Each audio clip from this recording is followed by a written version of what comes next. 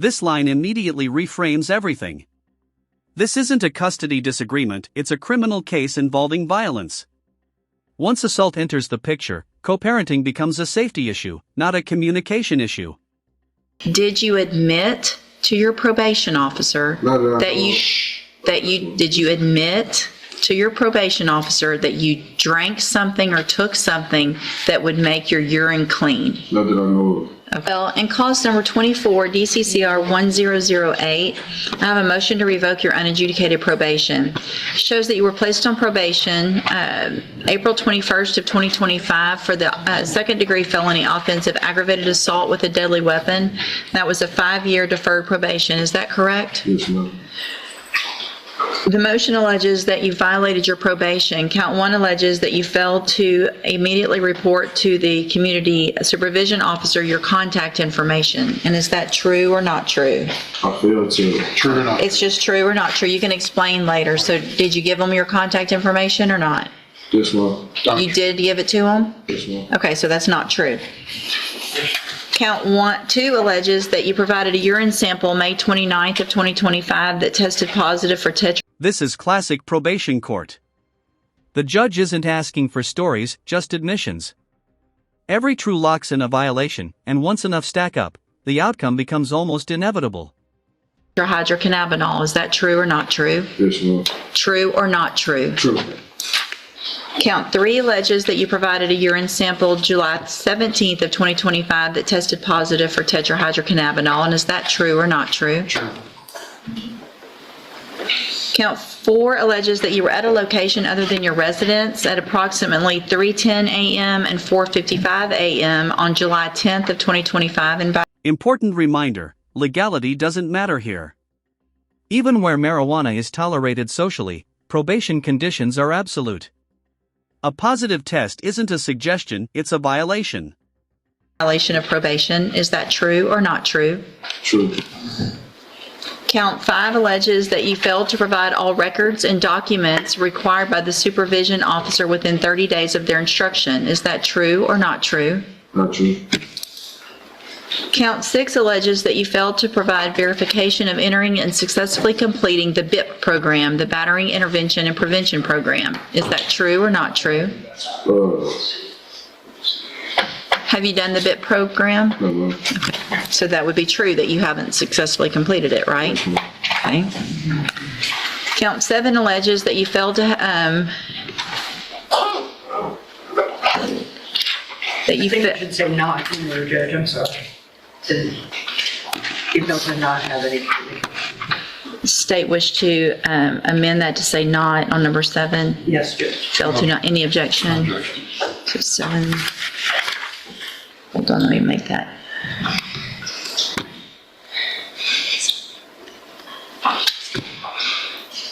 I'm printing it because it'll be easier for me. All right, so 7 says that you failed to not have all communication with the victim regarding your child through an approved third party by repeatedly appearing at the victim's house to, quote, see your children. Is that true or not true? Of 2025, and is that true or not true? True. You understand adulteration mean? And the court could explain adult. I don't think. I mean, did you show up to probation and do either a fake urine sample or have some type of, what was it, He admitted to drinking something that made his urine negative. Gotcha. So did you do that? No. You didn't? You just admitted it, but you didn't really do it? Did you say it, or did you say it, or not? Did you admit to drinking? So it says you admitted to the adulteration of your urine analysis, that which means you told your probation officer that you did something to make your urine analysis negative. Is that true or not true? Well, any piss test I had. Just Urine, listen. Test I failed with. Listen to my question. I don't care about any of that. Yes, ma'am. Did you admit to your probation officer did you admit to your probation officer that you drank? This is the judge pulling the brakes. When defendants argue instead of answering, they usually make things worse. Probation court rewards compliance, not explanations. Drank something or took something that would make your urine clean. Not that I know of. Okay. let's say not true, Your Honor. Count, what I missed here. count 9, so this goes over here, alleges that you had contact with the victim of the offense, either in person, by telephone, via mail, or through a third party several times after being put on probation in violation of your order. Is that true or not true? You said it again? Have you had contact with the victim of the offense? True.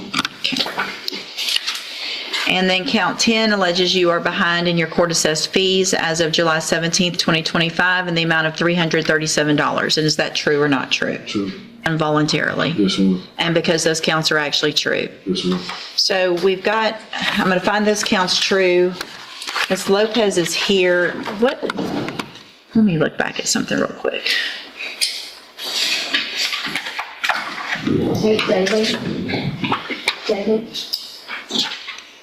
August 18th was his last drug test, and he tested positive for THC. He has since been drug tested again in September, and it was negative. I gave you the wrong date there. And I think the concern, if Ms. Lopez can kind of go into a little bit more detail about our conversation, is that he may be using synthetic, which doesn't show on the tests at probation. And there's obviously an issue with the no contact, which is why I have the complainant here. I don't think either one of them are adhering to this.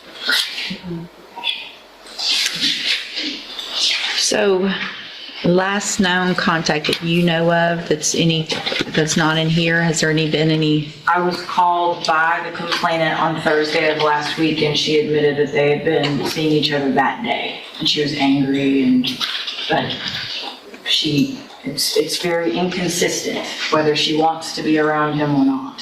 Some days I get called. Well, but I told you. You come back in front of you. Just be quiet. I told you can't have contact. Yes, ma'am. And you're the one that can go to jail. Yes, ma'am. Okay, based on all of these allegations, I realize that This part confuses a lot of people. Even if the victim reaches out, even if the relationship continues, the person on probation carries all the risk. Mutual contact is still a violation.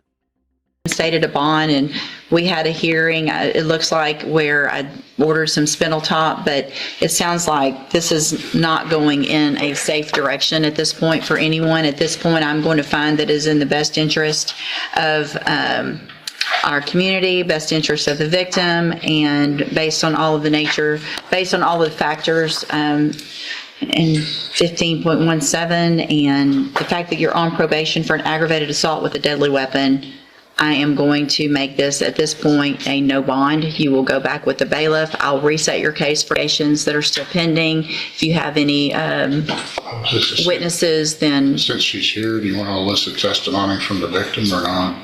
She is Judge, here. what my preference would be, may she come up to be addressed by the court? Yeah. Ms. Bell?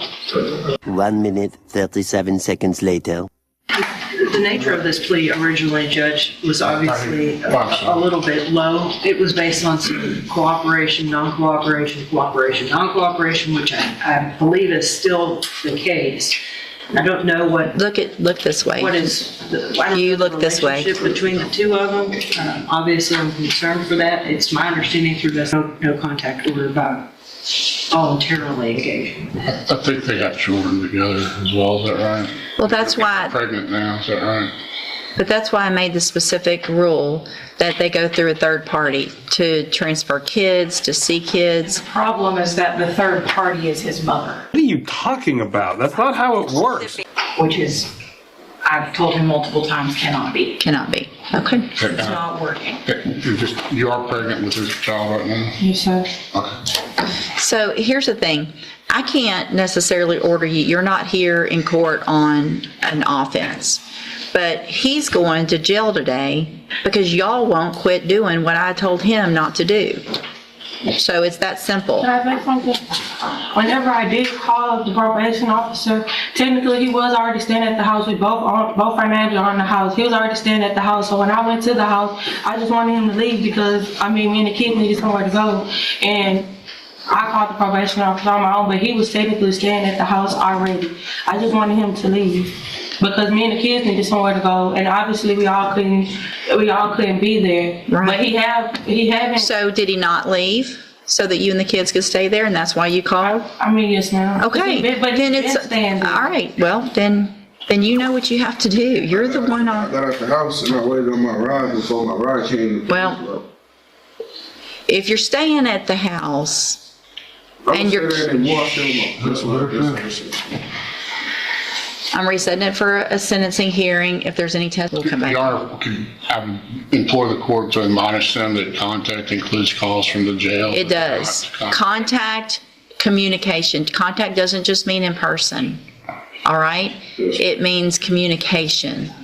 So you can't call her from the jail. You can't talk to her, period. Man, we have children together. And so, really? We have 4 kids together. I'm going to have another child for him. How are we supposed to co-parent if we can't talk to each other? Well, y'all can't co-parent. That's why we're... This is the court's bottom line. Safety beats sympathy. Until compliance is proven, the judge isn't negotiating, she's protecting lives. We're here because he assaulted you.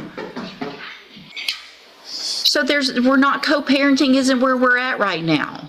Right now, we're trying to keep you, that baby, and the rest of your children safe until I know he's following all the rules. He hasn't done the classes that he's supposed to have. He's using drugs. That's not safe for y'all. That's not co-parenting. Man, we're trying to have another baby. I'm sorry.